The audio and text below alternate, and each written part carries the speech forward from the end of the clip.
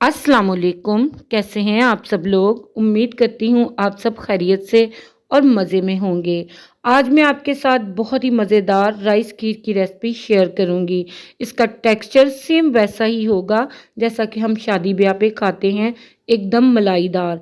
Traditional जो देसी मीठे हैं, इनमें सबसे ज़्यादा आसान ये राइस खीर की रेसिपी है। एकदम परफेक्ट मेजरमेंट के साथ मैं आपके साथ ये रेसिपी शेयर करूँगी।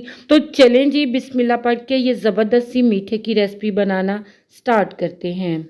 रेसिपी के लिए 1 कप के बराबर मैंने बासमती चावल लिए हैं। इन्हें अच्छी तरह से वॉश करके मैंने 1 घंटे के लिए भिगो दिया था। अब इन भीगे हुए चावलों को मैंने पैन में ऐड कर दिया है और साथ में शामिल किया है मैंने 2 कप के बराबर पानी। पानी शामिल करके हमने चावलों को कवर करना है और मीडियम लो फ्लेम पे इसको कुक कर लेना है 5 से 7 मिनट के लिए। तो चावल यहाँ पे देखिए माशाल्लाह से बेहतरीन सॉफ्ट पक चुके हैं। अब इन्हें हम पैन से निकाल लेंगे और इन्हें कंप्लीट ठंडा होने देंगे। अब इसी पैन में हम 1 कप के बराबर चीनी शामिल कर देंगे। चीनी को हमने कैरमलाइज करना है, तो मीडियम लो फ्लेम पे इसको हम कुक करेंगे। करीब 6 से 7 मिनट लगे हैं, तो ये मेल्ट होके बेहतरीन सी कैरमलाइज हो गई है। इससे ज़्यादा हम इसको डार्क कलर नहीं देंगे वरना कैरमल कड़वा टेस्ट देगा। तो लिहाजा इस स्टेज पे हम फ्लेम को लो करके इसमें शामिल कर देंगे 2 लीटर के बराबर दूध।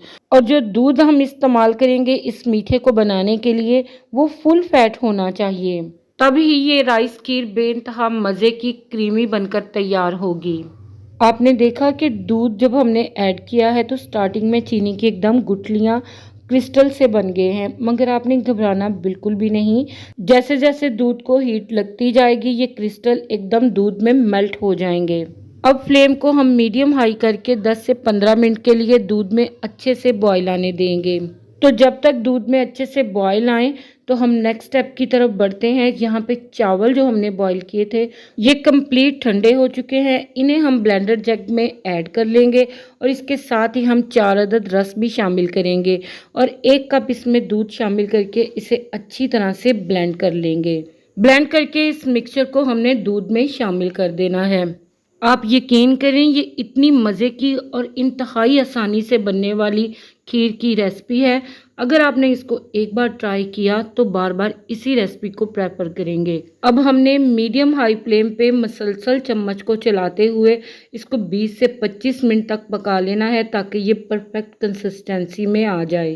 तो यहाँ पे खीर को मैंने 20 से 25 मिनट मसलसल चम्मच चलाते हुए पका लिया है और आप माशाल्लाह से इसकी कंसिस्टेंसी देखें, एकदम क्रीमी और रिच फ्लेवर में हो गई है। इस स्टेज पे आप इसका मीठा चेक करके अपने टेस्ट के मुताबिक एडजस्ट कर लें। यहाँ पे मुझे थोड़ा सा कम फील हुआ था तो मैंने इसमें 2 टेबलस्पून के बराबर चीनी ऐड की है। 1 टीस्पून इसमें मैंने इलायची पाउडर शामिल किया है और इसके साथ ही मैंने 3 टेबलस्पून के बराबर क्रश किए हुए बादाम इसमें ऐड कर दिए हैं।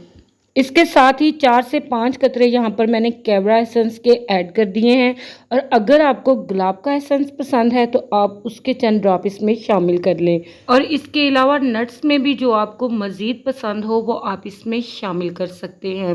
इन सभी चीज़ों को हम मिक्स कर लेंगे और अब इसको टेस्ट करने का परफेक्ट तरीका क्या है वो मैं आपसे शेयर करती हूँ।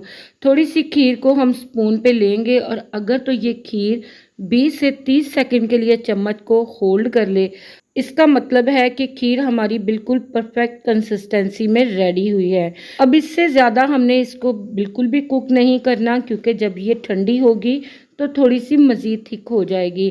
तो लिहाजा फ्लेम को बंद करेंगे और इसे सर्व कर लेंगे। तो यहाँ पे माशाल्लाह अल्हम्दुलिल्लाह बहुत ही बेहतरीन, बहुत ही टेस्टी और बहुत ही इजी बन जाने वाली खीर की ये रेसिपी बिल्कुल तैयार है। बनाना इसको इंतहाई आसान है, कम मेहनत और कम बजट में आप इसे घर पे आसानी से बना सकते हैं।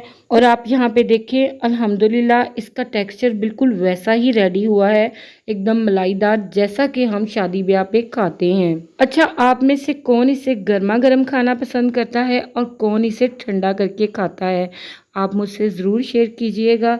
तो यहाँ पे आप माशाल्लाह से इस खीर का टेक्सचर चेक कर लें ज़रा, इंतहाई शानदार और मलाईदार।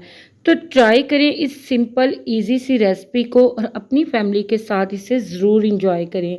आई होप ये रेसिपी और वीडियो आप सभी को पसंद आई होगी। अच्छी लगे तो इसे लाइक शेयर और मेरे चैनल को सब्सक्राइब करना मत भूलिएगा। आपसे फिर मिलूँगी इंशाल्लाह एक न्यू सुपर टेस्टी रेसिपी के साथ। इजाज़त दीजिएगा मुझे। अल्लाह हाफ़िज़।